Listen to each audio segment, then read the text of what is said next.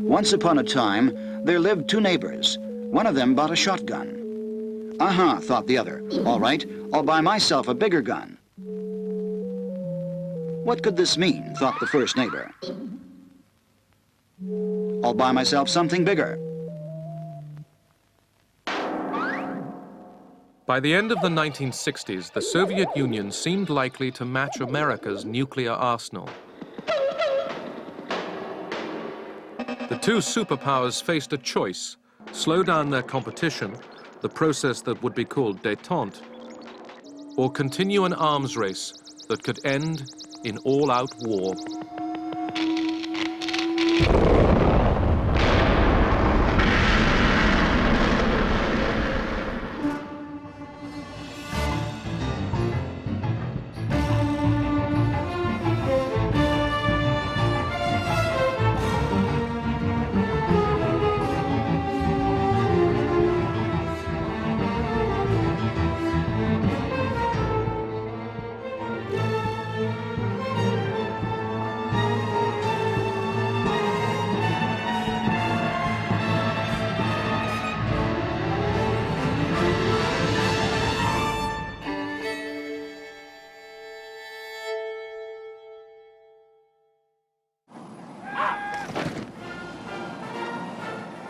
In 1969, a new American president came to power.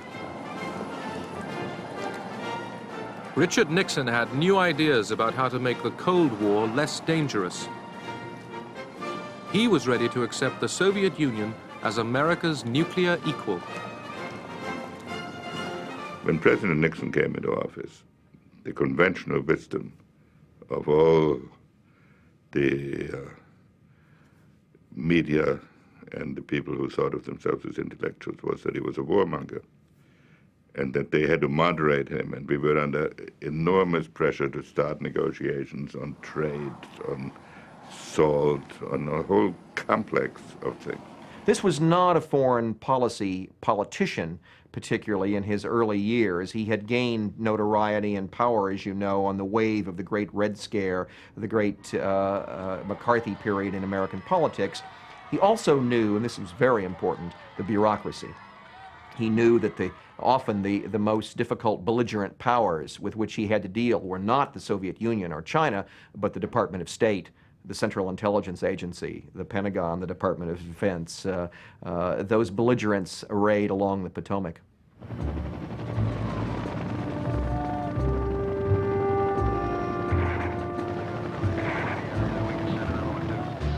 Although Nixon wanted to revise America's Cold War strategy, his first priority was to get American troops out of the war in Vietnam.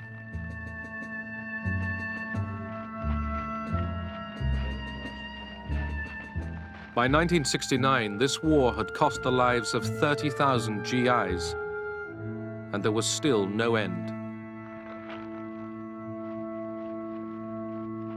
When I became Secretary of Defense, there were 550,000 men on the ground in Vietnam, another 1,200,000 in Asia in the Navy and the Air Force supporting this operation. It was a big war. America's ally, President Thieu of South Vietnam, met Nixon on Midway Island. Nixon told Thieu he planned to pull out American troops and hand over the ground war to the South Vietnamese. Vietnamization was the term that I coined in order to get people thinking about the responsibilities the Vietnamese had there. So we came in to say, that's fine as long as you leave behind a well-trained South Vietnamese army and equip us so that we could take care of our own destiny. In July 1969, the first American troops were pulled out.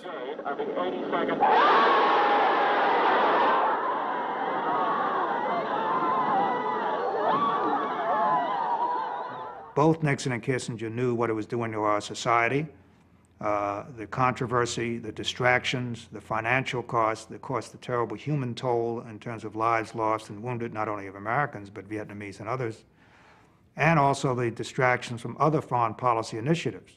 It's one reason that Nixon and Kissinger wanted to open up with China and to improve relations with Russia, partly to try to bring pressure on the Vietnamese to negotiate a settlement, partly to show a dramatic forward movement of our foreign policy that we were not crippled and paralyzed by the Vietnam War. Hanoi had put on its own pressure with an offensive in the south. American generals proposed bombing North Vietnam's bases in neutral Cambodia.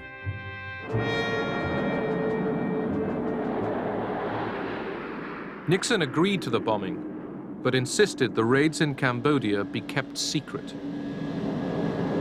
Doors open at 30 TG. Can we up at 30 TG? Stand by to release. Ready now.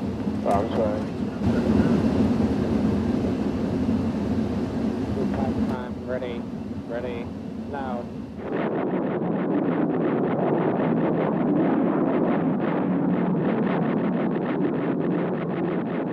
I was all for bombing the sanctuaries in Cambodia, but I could not tell the President of the United States, the Secretary of State, or the National Security Advisor, Henry Kissinger, that I could keep it secret. And I thought it would be a very bad thing if that came out at a later time. And I knew it would, because we had 12,000 people that had all that information, and you just can't keep secrets. Laird was right. Anti-war demonstrators protested.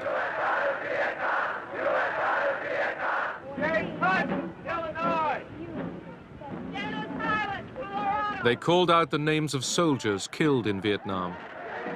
Richard Nixon could look out the window of the White House and see a mob of people marching in the street, protesting the war in Vietnam, for instance. He could take a 3x5 card out of his pocket and take a look.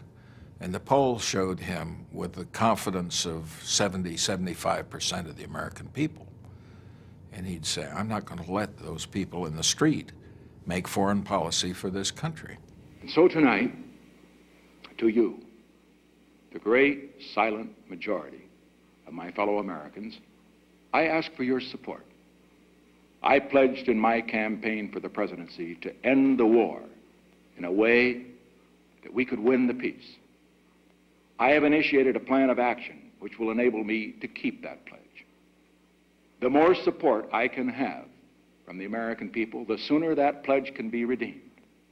For the more divided we are at home, the less likely the enemy is to negotiate. Nixon believed, I think correctly, that the opposition to the war was mostly about the draft and the casualties and not about the American presence. The Americans didn't care if we were bombing Hanoi. They didn't care if there were American airplanes around. What they didn't like was the fact that young American men were being drafted, sent to Vietnam, and being killed. The bombing of communist bases in Cambodia was no miracle cure. Okay. 100 meters away from it now, Jesse from air. American GIs still came under attack in South Vietnam. All right, who's wounded? All right, give me some cover.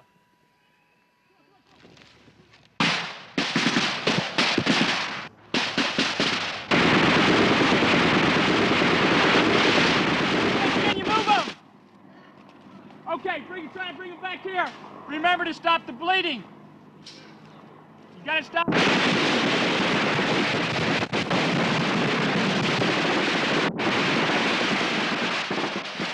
Nixon now ordered a ground assault into Cambodia. Everybody out here. Do you feel the people are united behind you, Mr. President?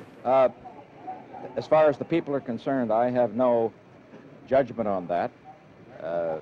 All that I can say is that I know that I did what I believed was right, and what really matters is, as far as the people are concerned, is whether it comes out right. If it comes out right, that's what really matters.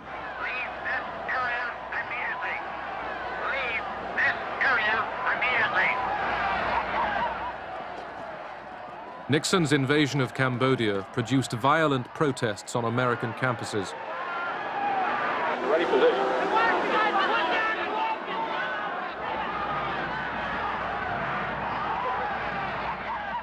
At Kent State University, National Guardsmen shot 4 students dead.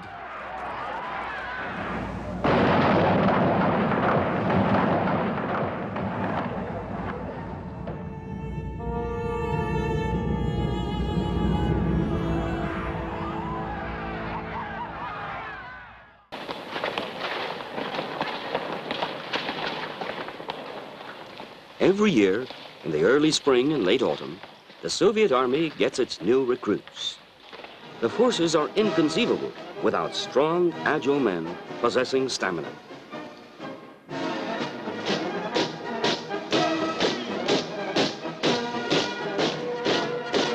These are fighting men.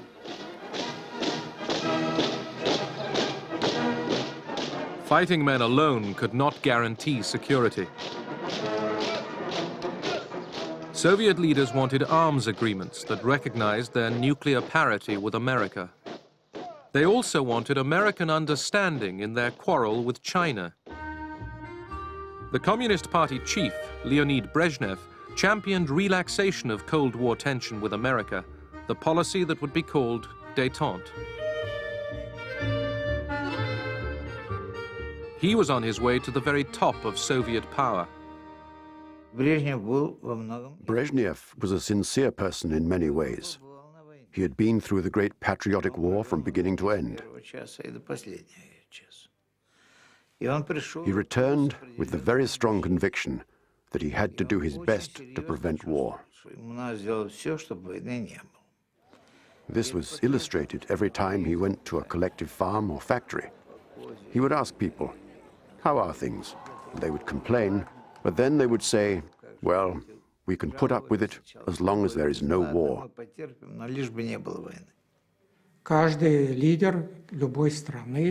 Every leader in any country has the need to express his character and to leave his mark in history.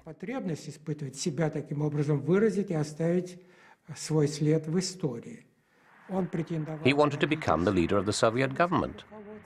One of the ways he had of strengthening his position was making foreign policy his priority. American-Soviet relations were always at the center of our diplomacy. I would say that basically, whether the West believed it or not, our attitude was to have a more constructive relationship with the United States.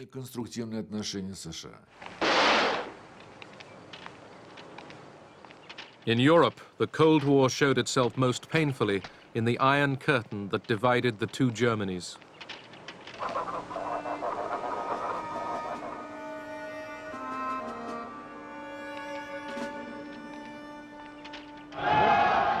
West Germany's new chancellor, the Social Democrat Willy Brandt, had his own ideas for improving relations with the Soviet bloc. The Germans called it Ostpolitik. Wir wollen ein Volk der guten Nachbarn sein und werden im Innern und nach außen.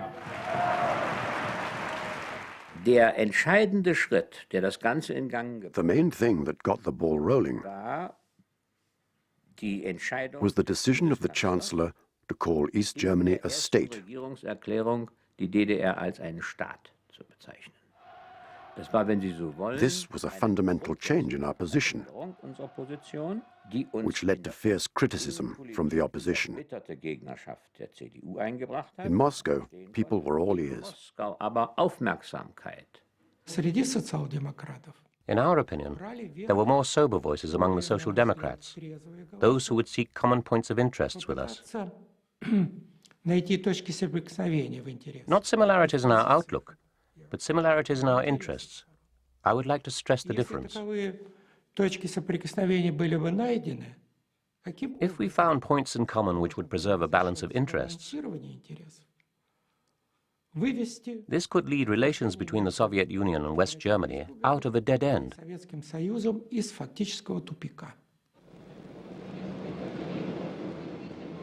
Willy Brandt became the first West German chancellor to visit East Germany.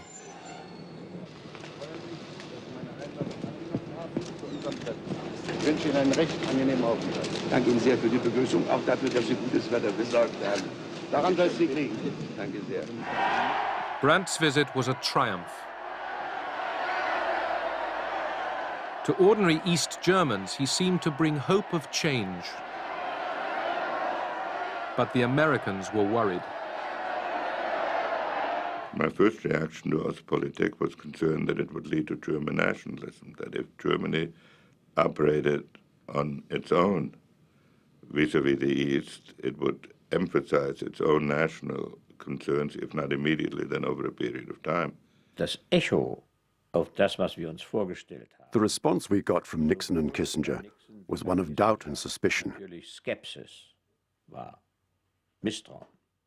Had we thought about everything? Ich habe Kissinger als I had informed Kissinger shortly before we got into office what we planned to do. He asked a lot of questions. Und hat viele Fragen gestellt. We reached the point where I said, I am not here to consult, but to inform. Zu konsultieren, sondern zu informieren. Das war ein Ton, This was a tone unheard of in Washington. Noch nicht gehört hatte. While the danger we feared was real, the best way to avert it was not to fight it and then be accused of being the cause of permanent German partition, but rather to help guide it in a direction that was compatible with Allied policy. And so we established another back channel to Brandt through his associate Egon Bahr, and to the Soviets via Dobrynin and Falin. And we insisted that before anything could be concluded with respect to Germany, absolute assurances had to exist with respect to our position in Berlin. Brandt's next destination was Moscow. He hoped to remove Russia's fear of its old German enemy. Brandt was willing to recognize Europe's post-war borders and the division between East and West. Der Moskauer Vertrag war natürlich The Moscow Accords were the key to our bilateral treaty system with the East. Vertragssystems zum Osten. The Federal Republic ceased being an excuse for the Soviet Union to keep the Eastern Bloc in line. The treaty was a signal from Moscow that there was a readiness for change. Willy Brandt flew to another old German enemy. In dem Wunsch, durch einen Vertrag dauerhafte Grundlagen für ein friedliches Zusammenleben zwischen der Bundesrepublik Deutschland und Polen zu schaffen, reisten Bundeskanzler Brandt und Außenminister Scheel nach Warschau. Brandt had come to recognize Poland's western border, carved out of territory seized from Nazi Germany in 1945. The German Chancellor visited the site of the Warsaw Ghetto. Words failed him. He knelt at the memorial to Jewish fighters who resisted the Nazis.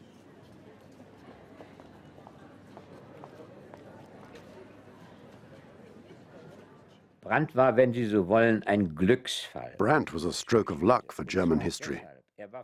For the Americans, he symbolized reliability. He had proved himself the defender of Berlin against the menace of the East. And for the East, he was a resistance fighter against the Nazis, without any doubt. Nazis eben unbezweifelbar gewesen ist. In a divided Germany, these steps towards détente brought welcome cracks in the Berlin Wall. Families and friends separated by the wall could see each other once again.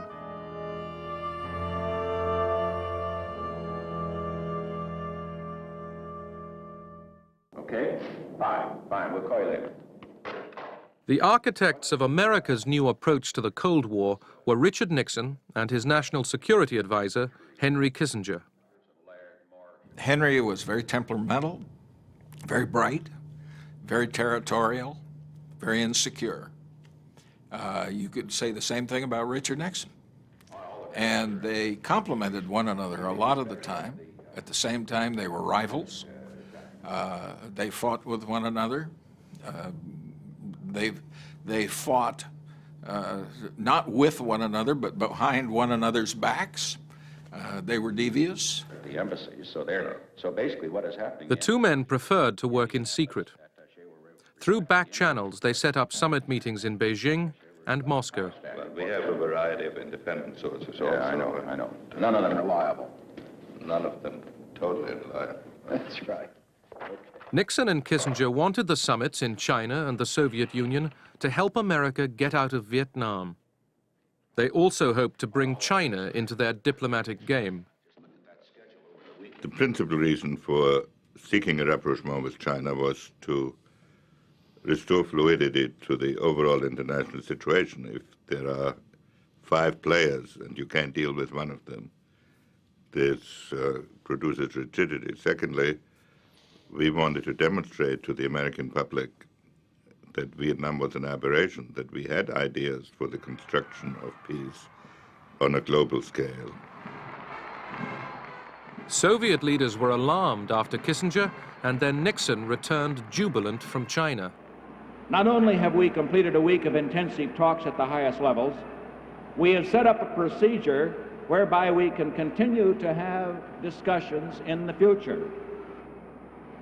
We have demonstrated that nations with very deep and fundamental differences can learn to discuss those differences calmly, rationally, and frankly, without compromising their principles. It was a great scare for our leaders, who decided that an anti-Soviet coalition was being formed, which included not only America and NATO, but also China. We felt we were being surrounded.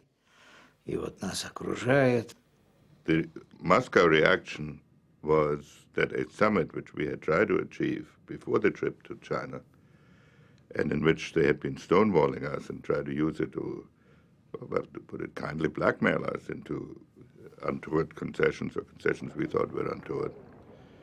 Suddenly, they agreed to the summit, and it unfroze our relations.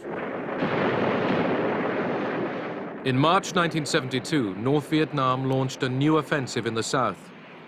Nixon responded with more air attacks.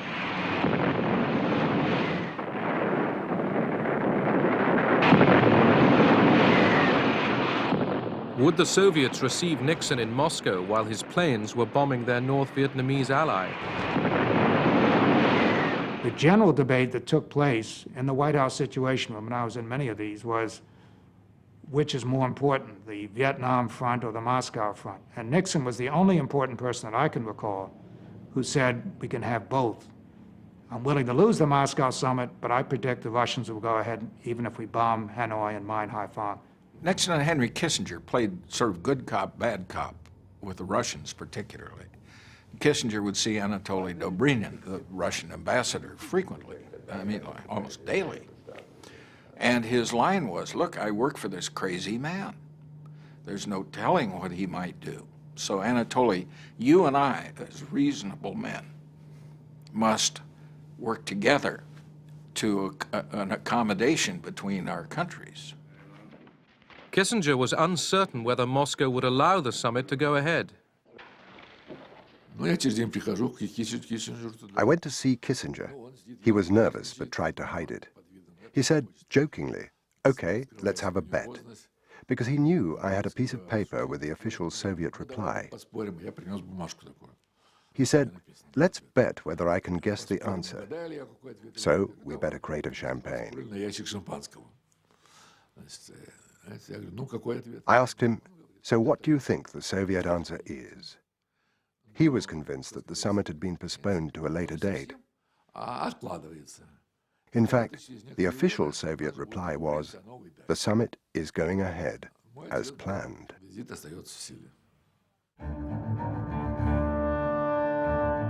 May 22nd, 1972. Richard Nixon became the first serving American president to be received in the Kremlin. The summit reached agreements to limit offensive and defensive nuclear weapons, and it laid the foundation of Détente. For Brezhnev and Nixon, this was the most dramatic proof yet of the new relationship between their two countries.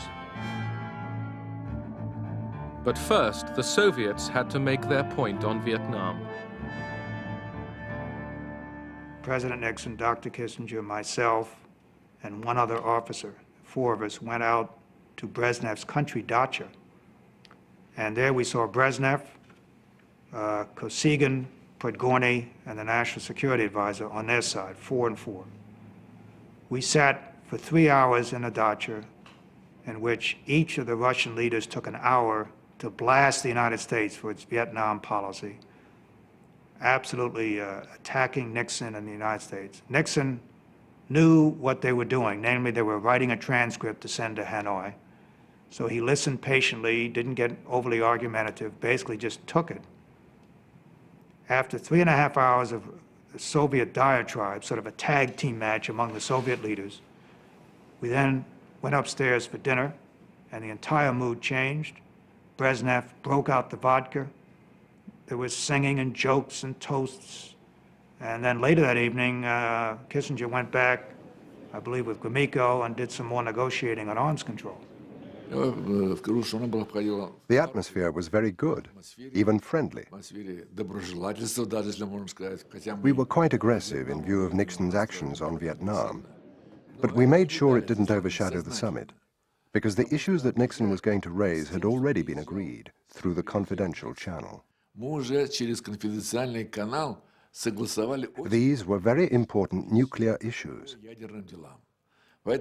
All the members of the Politburo knew that the text of the treaty had already been agreed. Nixon knew that too from Kissinger. So, if we gave in to our emotions, we would ruin everything that had already been achieved. The President of the United States. The American Congress gave Nixon a hero's welcome.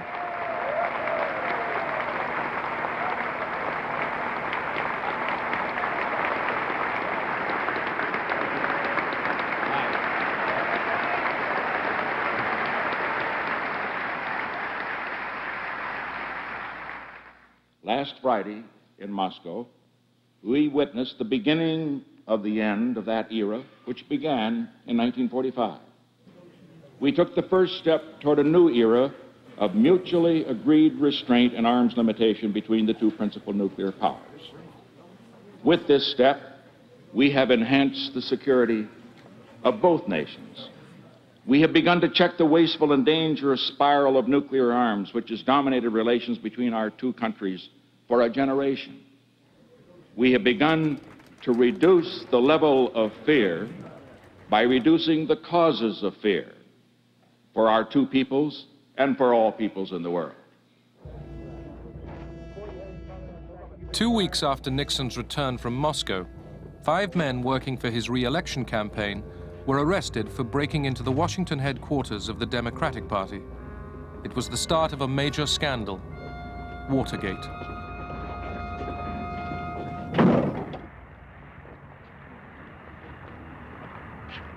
As election day approached, Kissinger returned from one of his many negotiating rounds with the North Vietnamese. He told Nixon he at last had a deal on Vietnam. The North Vietnamese negotiator, Le Duc Tho, presented to Dr. Kissinger a draft agreement on restoring peace and ending the war in Vietnam.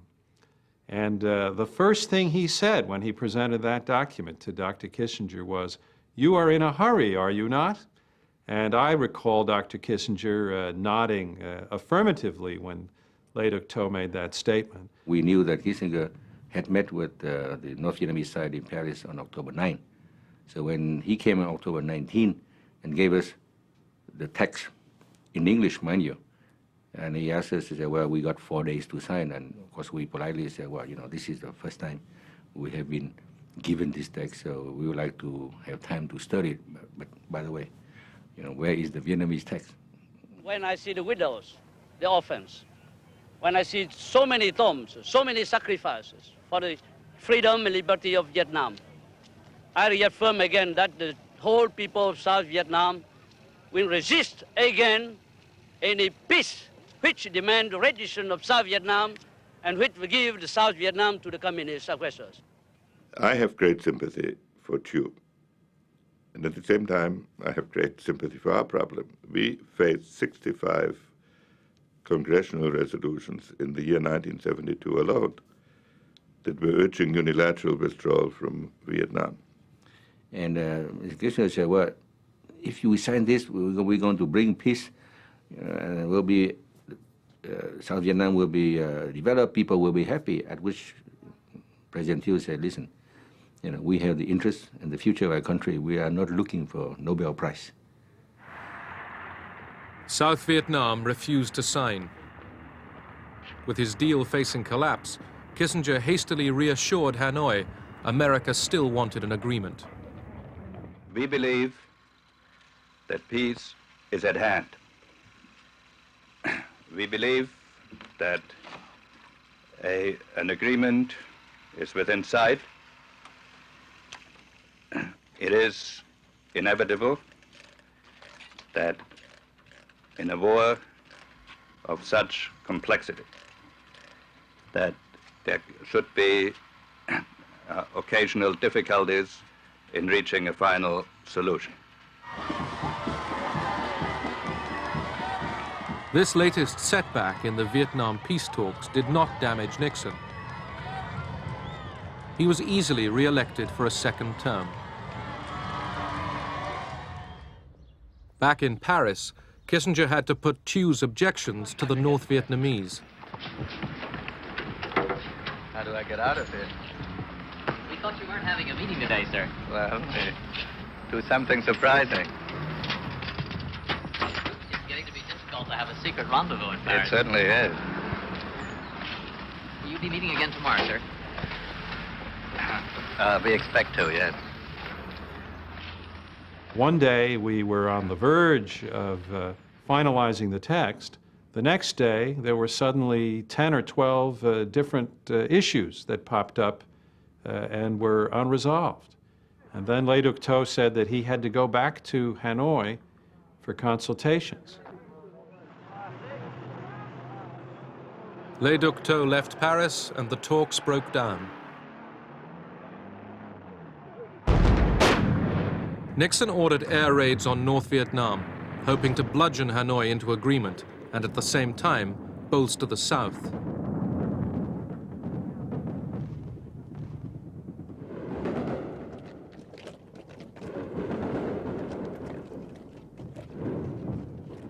Over 12 days, Hanoi and Haiphong came under the most sustained bombing campaign of the war. The bombing served its purpose. North and South Vietnam were ready to agree to the deal that Kissinger put together.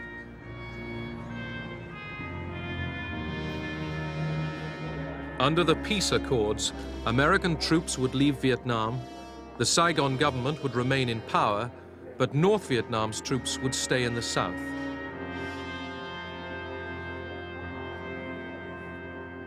Nixon called it peace with honor. It so happened that with Mr. Kissinger, who had wanted to play the triangular, to do the détente, and Vietnam had to go in order for détente to happen. So this is my own analysis, and then that, unfortunately, was not very good for the South Vietnamese people. Good evening. The biggest White House scandal in a century, the Watergate scandal, broke wide open today. The Attorney General, Richard Kleindienst, has resigned because, in his own words, he had close personal and professional associations with people who may have broken the law. The two closest men to the president, H.R. Haldeman, his chief of staff, and John Ehrlichman, his chief domestic advisor, have resigned. Last week, both men were fighting hard to keep their jobs. We had a great staff system in the White House for dealing with crises. We didn't apply that system to Watergate. I think part of the reason was we didn't consider it a crisis. It was a very small potatoes episode. I had no prior knowledge of the Watergate break-in. I neither took part in nor knew about any of the subsequent cover-up activities. I neither authorized nor encouraged subordinates to engage in illegal or improper campaign tactics. That was, and that is, the simple truth. Regardless of Watergate, the process of détente continued. Brezhnev came to America for a second summit with Nixon. In California, the Soviet leader partied with Hollywood film stars.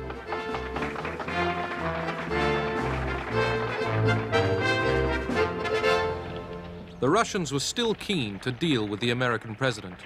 До нашей встречи с вами мы уже потратили не один час для деловых разговоров.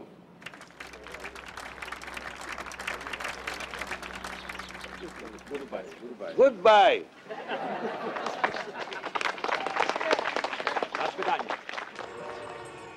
In spite of Nixon's denial of guilt over Watergate, he was accused of obstructing justice and faced impeachment by Congress. In August 1974, Richard Nixon, the man who took America into détente, gave up the fight and resigned.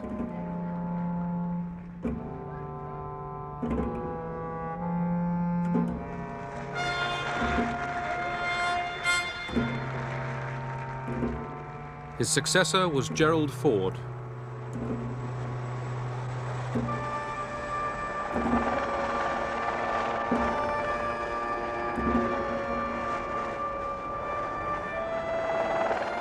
The Soviet leadership was astonished by Nixon's downfall. They thought, how could the most powerful person in the United States, the most important person in the world, be legally forced to step down for stealing some silly documents?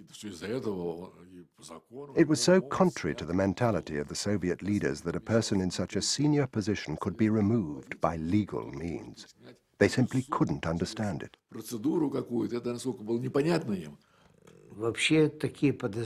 There were various suspicions. One of those suspicions was that it was done deliberately by the enemies of rapprochement between America and the Soviet Union.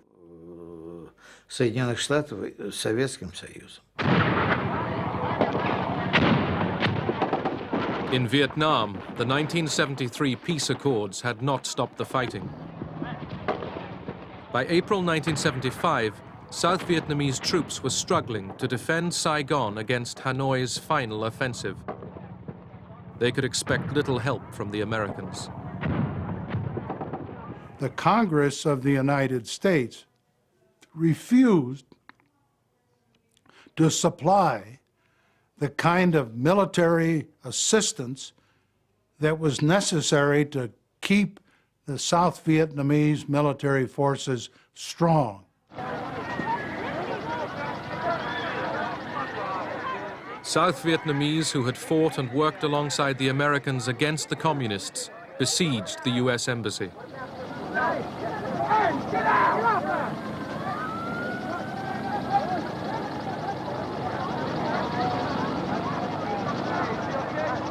The Americans were getting away, but they had lost the war, and now they could not even save thousands of their South Vietnamese friends. The American experience in Vietnam, and particularly my own, had been like a B-52 strike from 60,000 feet up. Oh, we'd done a lot of damage, but very seldom did you have to gaze upon the consequences of that damage. That last day was like being in a B-52 strike right on the deck. You saw what our actions had wrought, and the horror and the shame was almost more than you could bear.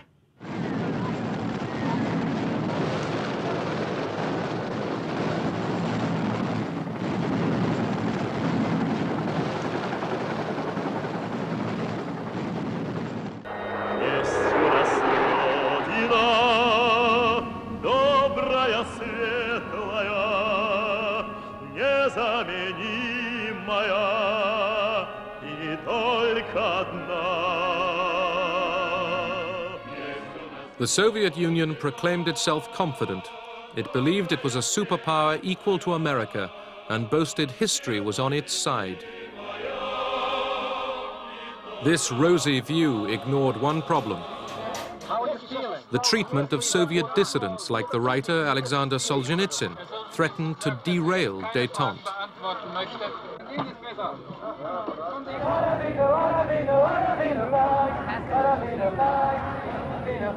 Mr. Kendall?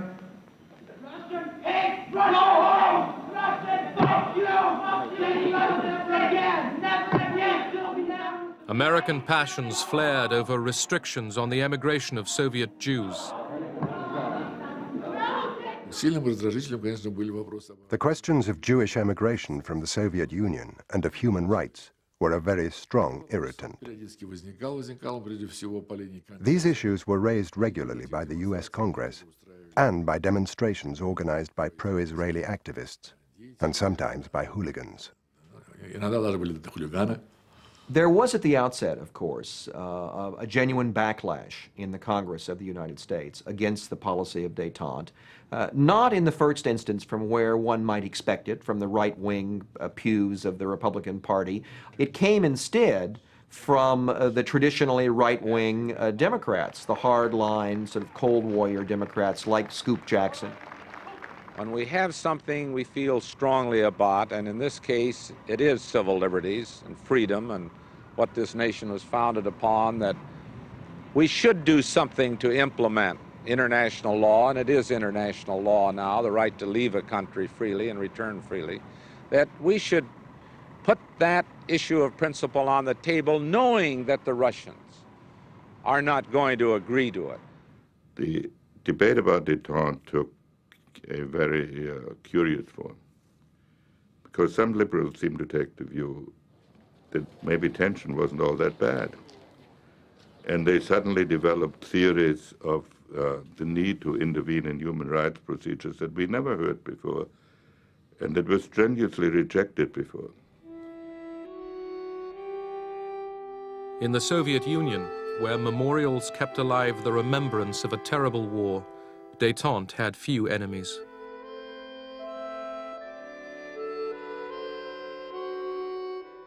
Soviet leaders hoped to guarantee their country's status and security with a treaty to be signed in Helsinki, which would recognize the post-war division of Europe.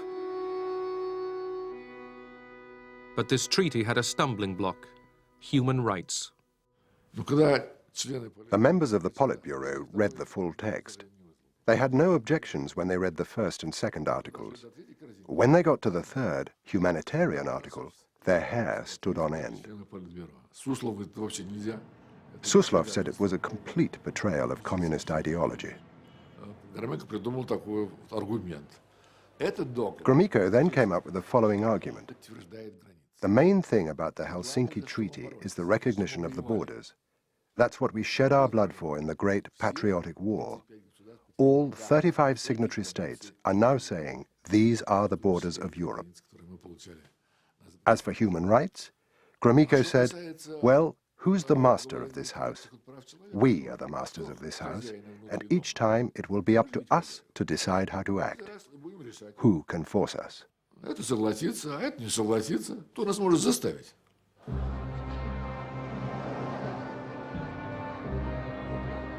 After overcoming the doubts of his colleagues, Brezhnev arrived in Helsinki, keen to cut a figure among leaders from East and West. Людям, принадлежавшим поколению, которое пережило ужасы Второй мировой войны, особенно отчетливо виден исторический смысл настоящего совещания. Право на мир должно быть обеспечено всем народам Европы. Both sides believed they had the agreement they wanted. The Soviet Union and the Warsaw Pact nations did not recognize that the human rights provision was a time bomb.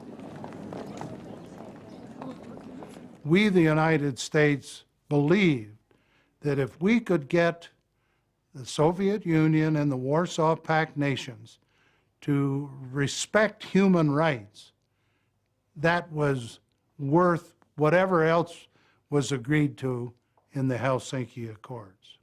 3, 2, engine sequence start. 1, 0, launch commit. We have a liftoff. All engines building up thrust. Thanks to Détente, rockets could now point the way to coexistence rather than war. Houston flight, Zug Moskva. Корабль Союз готов к стыковке. Apollo Houston, I got 2 messages for you. Moscow is go for docking. Houston is go for docking. It's up to you guys. Have fun. Soviet and American spacecraft made history, docking together 140 miles above the Earth. Contact. All right. In space, cooperation was replacing years of Cold War confrontation. Glad to see you. When we went to the United States for training, we met the Americans. I remember one of them saying to me, "Since this international project, I have begun to sleep better at night. I'm no longer afraid of nuclear war, because we are working together."